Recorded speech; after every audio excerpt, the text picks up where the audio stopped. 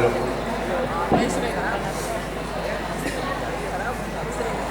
माननीय विद्यालय के हमारे सचिव,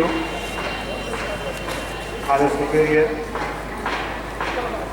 फादर हेडमास्टर, ब्रदर, हमारे बड़े शिक्षक इस विद्यालय के हैं, हमारे कनीय शिक्षक जो भी कार्यरत हैं,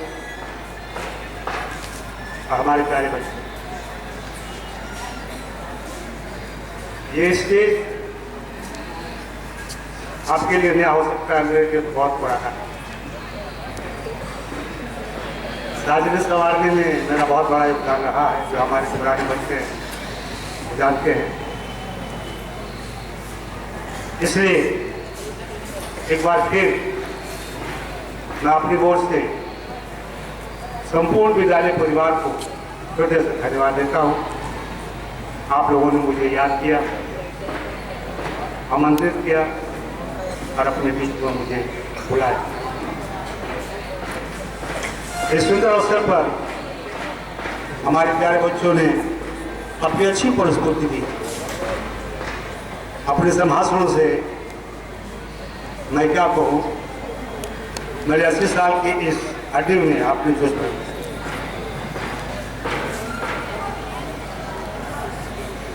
मैं आह्लादित हूँ आपके सुंदर वचनों के लिए, आपके सुंदर शब्दों के लिए, राष्ट्रीयता के लिए।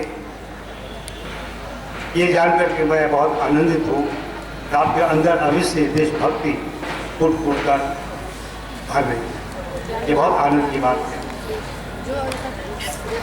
क्योंकि हम लोग इसका अभाव अनुभव करते हैं बाहर समाज में। जो यहाँ देखने को मिलता है, हम बाहर समाज में रहते हैं, वहाँ इसका अभाव। हम चाहते हैं, हमारी हार्दिक इच्छा है, इस विद्यालय के जो बच्चे हमारे यहाँ अपनी अलग पहचान बनाए, अच्छे नागरिक बने। मैं आज के दिन पर कोई बहुत ज़्यादा भाषण देना नहीं चाहता हूँ। मैं एक अभिभावक की तरह से बात करना चाहता हूँ, एक शिक्षक की तरह, एक पिता की तरह, एक अभिभावक की तरह से बातचीत करना चाहता हूँ। आप समाज में रहते हैं, अपने परिवार में रहते हैं, बहुत कुछ देखते हैं, बहुत कुछ सुनते हैं, बहुत तरह की भावनाएं आपके अंदर पड़ती हैं। मेरा कहना बस ये है, आप अपने अंदर अच्छी वस्तुओं को रखें। अगल बगल बहुत से गंदगियां हैं, उन गंदगियों से अपने आप को दूर रखें, एक अच्छे नागरिक बनो। ये विद्यालय आपको एक अच्छी शिक्षा देता है। आपके शिक्षक आपके साथ बड़ी तन्मयता के साथ जुड़े रहते हैं।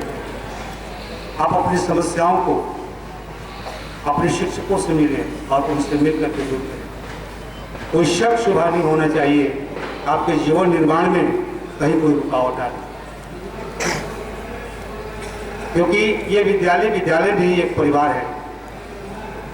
ये मेरा अपना अनुभव रहा है। हर बच्चे शिक्षकों के लिए उतने ही महत्वपूर्ण है जैसे उनके अपने बच्चे हैं। ये मैंने अनुभव किया है। इसलिए आपकी जो भी समस्याएं हैं, अपने शिक्षकों से मिले, बातचीत करें और उसको दूर करें। अपने मन की झिझक दूर करें, क्योंकि आप पढ़ने के लिए आते हैं, सीखने के लिए आते हैं। ऐसा न हो कि आप संकुचित भावना लेकर वापस जाए। आप खुल करके शिक्षा अध्ययन करें, खुल करके पढ़ें और आपके अंदर जो प्रतिभा है आप उसका प्रदर्शन करें। आज्ञाकारी बने, समय के पाबंद रहे, पंक्चुअल रहे, माता पिता के प्रति वफादार रहे, शिक्षकों के प्रति वफादार रहे, अपने मित्रों के प्रति वफादार बने, अपने प्रति खुद वफादार बने।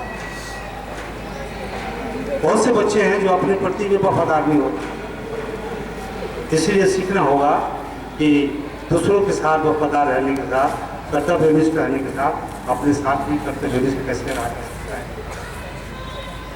ये रिपब्लिक डे है, जबकि हम आज 77वां रिपब्लिक डे मना रहे हैं अपने देश का।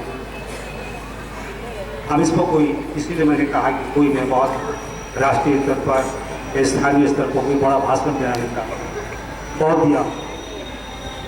दिया नहीं चाहता। मैं छोटी छोटी बातें कहना चाहता हूँ।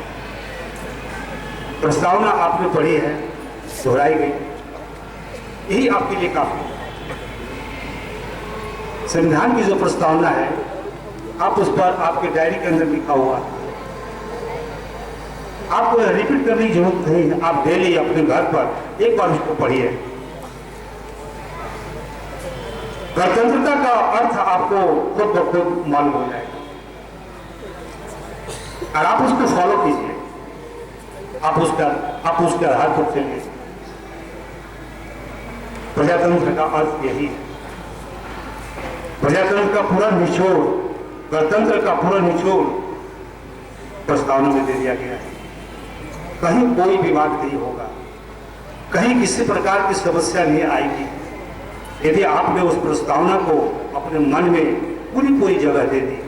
आप एक दूसरे को इज्जत देना जान जाएंगे, देश के अच्छे नागरिक बन जाएंगे, वफादार बन जाएंगे और देश के लिए कुछ करने की जज्बा आपके अंदर पैदा होंगे। इसलिए आज इस सुंदर अवसर पर मैं आपको यही आशीर्वचन देना चाहता हूँ कि आप एक अच्छे नागरिक बने, माता पिता के प्रति आज्ञाकारी बने, शिक्षकों के प्रति आज्ञाकारी रहे, अपने प्रति वफादार बने।